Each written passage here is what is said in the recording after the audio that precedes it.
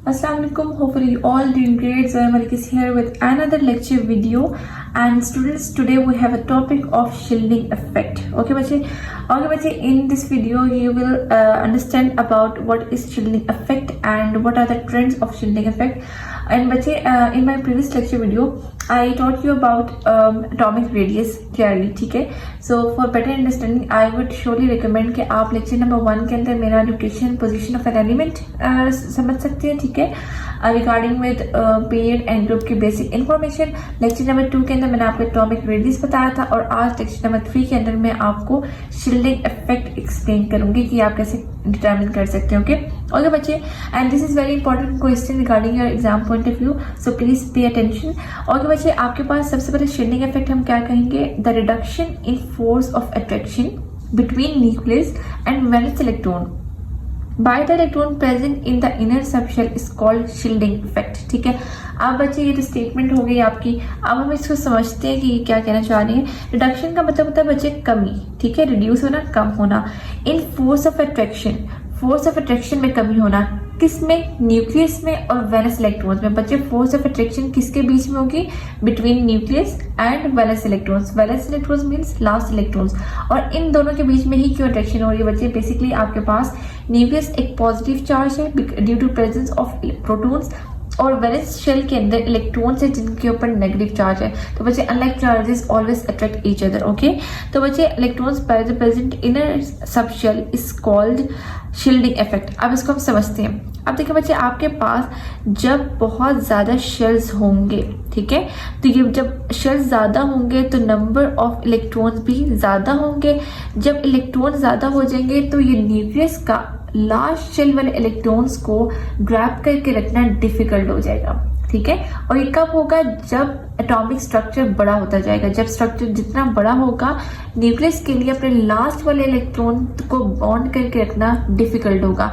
और इसी डिफिकल्टी को, यानी कि इसी रिडक्शन को जो कि न्यूक्लियस और वैलेंस इलेक्ट्रॉन में हो रही है, this is basically shielding effect, ठीक है. इसको शील्डिंग इफेक्ट बोलते हैं. और ये क्यों है? Due to presence of inner electron. अब देखिए, अंदर बहुत ज्यादा इलेक्ट्रॉन्स मौजूद हैं, तो न्यूक्लियस का लास्ट वाले शेल के इलेक्ट्रॉन्स को अपनी तरफ बॉन्ड करके रखना कि वो ना निकले एटॉमिक स्ट्रक्चर में से, इस चीज को शील्डिंग इफेक्ट बोलते हैं, ठीक है. एंड माय डियर स्टूडेंट्स, अगर आप सीक्वेंस वाइज लेक्चर को सुनेंगे तो आपको नेक्स्ट टॉपिक को समझना बहुत इजी होगा, बिकॉज शील्डिंग इफेक्ट को अभी मैं एटॉमिक रेडियस से रिलेट करने वाली हूँ, ठीक है. और एटॉमिक रेडियस बच्चे क्या होता है?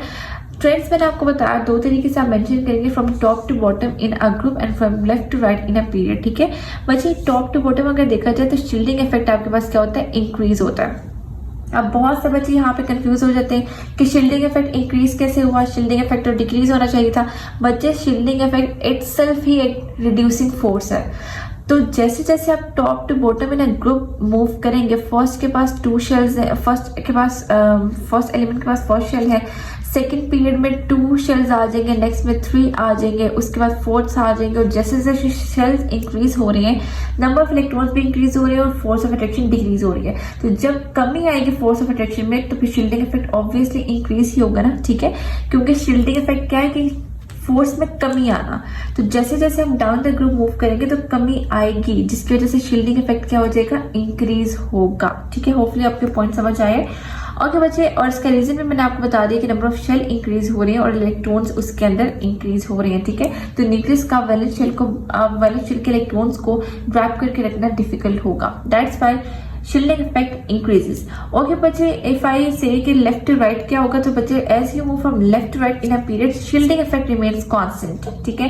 तो बच्चे left to right shielding effect constant रहता है and the reason behind this is कि इलेक्ट्रॉनिक शेल जो है वो कांस्टेंट रहते हैं. अब बच्चे इलेक्ट्रॉनिक शेल आपने देखा था कि देखिए, मैंने बोला लेट्स सपोज मैं सेकंड पीरियड की बात करती हूँ, तो बच्चे सेकंड पीरियड में सबके पास lithium, beryllium, boron, carbon, nitrogen, oxygen, सबके पास 2 शेल्स हैं. जब बच्चे शेल्स ही 2 हैं, ठीक है, तो फिर डिस्टेंस तो इंक्रीज होगा नहीं बिटवीन न्यूक्लियस एंड वैलेंस, ठीक है. डिस्टेंस सेम रहेगा, तो नंबर ऑफ शेल्स सेम होने की वजह से शील्डिंग इफेक्ट जो है वो भी क्या रहेगा? Constant.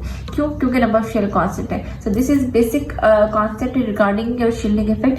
And my dear students, इससे रिलेटेड आपका क्वेश्चन ऐसे भी आ सकता है दैट आपके पास 2 एलिमेंट्स दे दिए जाए और पूछ लिया जाए कि बताएं कि इसमें से शील्डिंग इफेक्ट ज्यादा किसका है या कम किसका है. और आप कैसे आइडेंटिफाई करेंगे, आपने एलिमेंट्स को देखना है वो ग्रुप वाइज है या पीरियड वाइज है, ठीक है। और बच्चे जैसे आप आइडेंटिफाई कर लेंगे कि वो दो एलिमेंट्स ग्रुप वाइज है या पीरियड वाइज है, तो आपने सिंपली क्या कर देना, उस पर ट्रेंड्स वाला रूल फॉलो कर देना, ठीक है।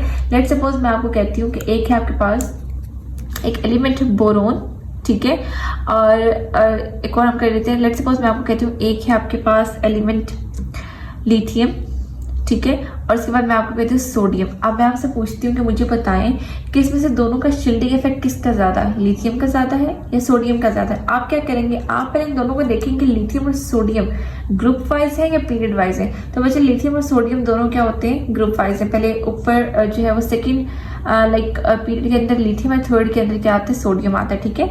तो बच्चे ये ग्रुप वाइज दो एलिमेंट्स मौजूद है। अब ग्रुप वाइज जब मौजूद है तो आपने क्या करना है, इस पर ग्रुप वाला अप्लाई करना है ट्रेंड, ठीक है। तो जब हम डाउन द ग्रुप मूव करते हैं तो सोडियम का शील्डिंग इफेक्ट ज्यादा होगा, right, because as we move from top to bottom in the group shielding effect increases due to increase in number of shells, right. तो आपने क्या कहना है, यहाँ पे कहना है कि सोडियम का शील्डिंग इफेक्ट ज्यादा होगा as compare to lithium due to increase in number of shells, increase in number of electrons. Therefore, force of attraction between nucleus and valence electrons will decrease. Okay, dear students. So इस तरह करके आपके पास हर topic का जो है वो conceptual question भी appear हो सकता है in your exam as a short question or an MCQ. Okay, students. Hopefully आपको मेरा पॉइंट समझ आ गया होगा. Take care of yourself. Allah Hafiz.